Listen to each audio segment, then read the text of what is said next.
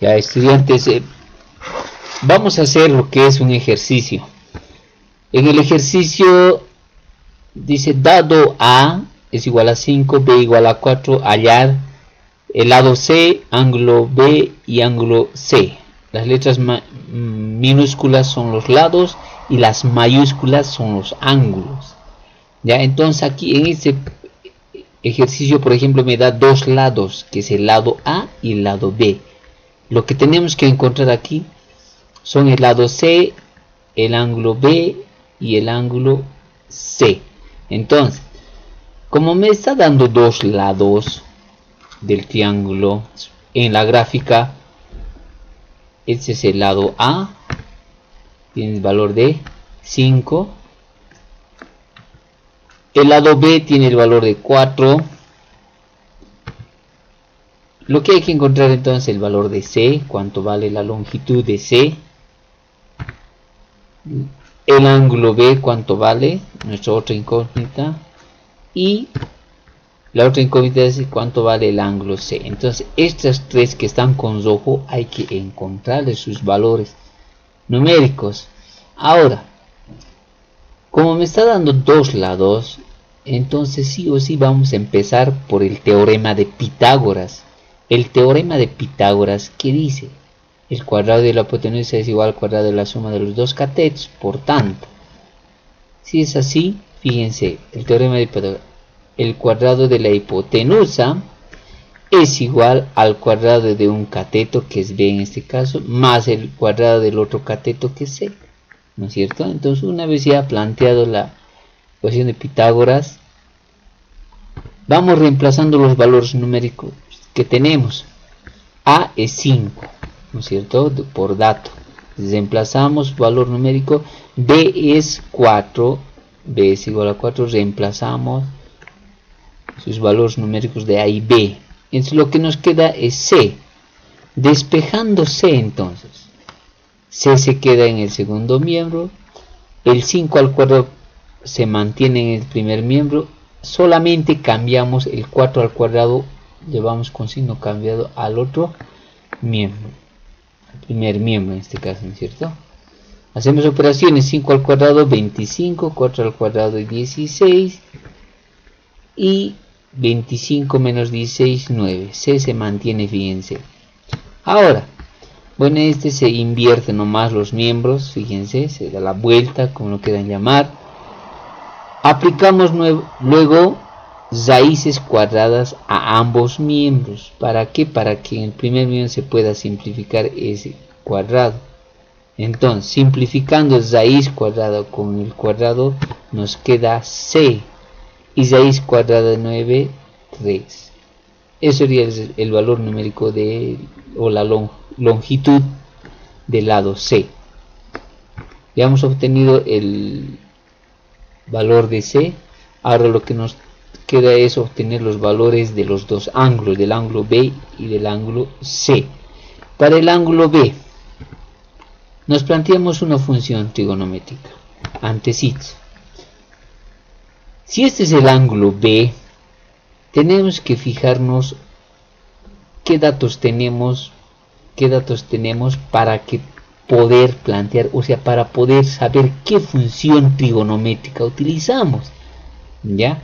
Si es el ángulo B, del ángulo B que queremos encontrar, ¿qué sería este lado y qué sería este lado respecto a este ángulo? Entonces decimos, del ángulo B, este lado B minúscula es su lado opuesto, porque está al frente. Y este A que también tenemos como dato es la hipotenusa. ¿Ya? Siempre va a ser la hipotenusa porque está al frente del ángulo de 90 grados, ¿no es cierto? Entonces, respecto a este ángulo, este es su lado opuesto y esto es la hipotenusa que tenemos como dato. Entonces decimos, ¿qué función es cateto opuesto sobre hipotenusa? ¿Qué función es cateto opuesto sobre hipotenusa? Es seno. Por tanto, nos planteamos seno de B, seno del ángulo B, es cateto opuesto que es 4, sobre hipotenusa, que es 5. Entonces de esta manera nos planteamos la función trigonométrica seno. Una vez planteado, este seno pasa al otro miembro como arcoseno y el ángulo B se queda en ese miembro. Solamente el seno pasa al otro miembro como arcoseno o inversa seno. ¿De qué? De 4/5. Esto ya con ayuda de una calculadora tenemos que obtener el valor numérico de este ángulo B. Entonces esto ya colocamos a la calculadora y sacamos el resultado. Posteriormente vamos a explicar.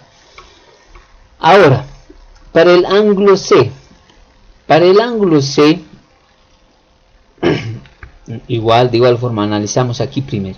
Si este es el ángulo C, nos fijamos los datos. Ahora, para el ángulo C, ¿qué es esto? ¿Qué cateto es? ¿Y qué es esto para el ángulo C respecto al ángulo C? Como está a su lado, no está en su lado del frente opuesto, no está. El lado B es el cateto adyacente. Y esto sería la hipotenusa, que no va a cambiar. Entonces, para el ángulo C es cateto adyacente y es hipotenusa. Por tanto, ¿qué función es cateto adyacente sobre hipotenusa? Es coseno. Por tanto, nos planteamos el coseno de C. Coseno de C es igual a 4 sobre 5. 4, el valor del cateto adyacente, sobre hipotenusa, que es el valor de 5. Muy bien, a partir de ahí despejamos C se queda, este coseno pasa al otro miembro como arcocoseno de 4/15 de lo que tenemos, ¿no es cierto? Y procedemos a calcular en la calculadora. Para verificar los resultados del ángulo B y del ángulo C, hay un teorema donde dice la sumatoria de los tres ángulos dan 180 grados. Vale decir, este ángulo más este ángulo C más este ángulo A, la sumatoria de los tres ángulos tiene que dar 180. Entonces verificamos, reemplazamos. Ángulo A, ¿cuánto vale? 90. Ángulo B, 53,13. Aquí es el valor numérico. Ángulo C, 36,87. 36,87. Haciendo la sumatoria de los tres ángulos nos tiene que dar 180. Entonces 180 y 180. Por tanto, los resultados de los ángulos están bien. Si no saldría 180, eso quiere decir que en algún lado hemos errado, ¿no? Tenemos error. Sin embargo, aquí la sumatoria de los tres ángulos da 180. Entonces nos indica que los ángulos están bien calculados.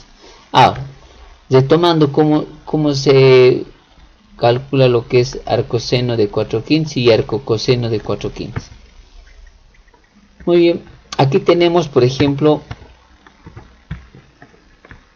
arcoseno de 4/15. En la calculadora tenemos, fíjense, seno elevado a la menos 1, que es lo mismo, que es arcoseno o seno a la inversa de seno. En este caso, en la calculadora nos aparece seno elevado a la menos 1, que es igual que arcoseno.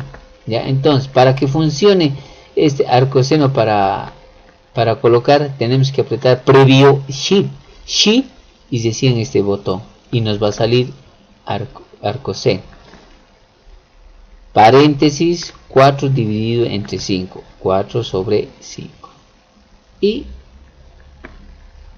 nos sale el resultado de 53,3.